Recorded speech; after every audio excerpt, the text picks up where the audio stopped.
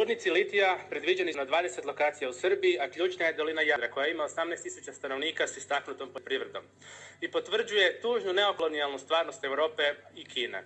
Po nedavne posjete Angele Merkel svom stranačkom kolegi ZPP-a Vučiću, on je bio konobar, a Srbija švedski stol.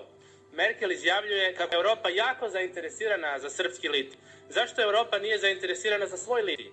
Pošto su najveće rezerve u Njemačkoj i Češkoj. Zato što se slijedi neokolonijalni koncept gdje dobit i ono što valja ide u središte, zagađenje ide na periferiju. Zamislite da je plantaža vina oko Bordeauxa nađen litij. Bi Francuzi razgovarali o raseljavanju naroda koji tamo živi. Da je nađen u Toskani, da je nađen u dolini Rajne. Naravno da ne bi.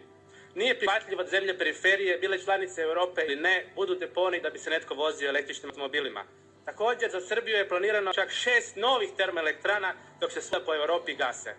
To što je u Europi zabranjeno, kad je u pitanju životna sredina i okoliš, ne može biti dozvoljeno u Srbiji, Bosni ili pak Albaniji, koja isto ima nalazišta litija i koju je Merkel posjetila odmah nakon posjeta Beogradu.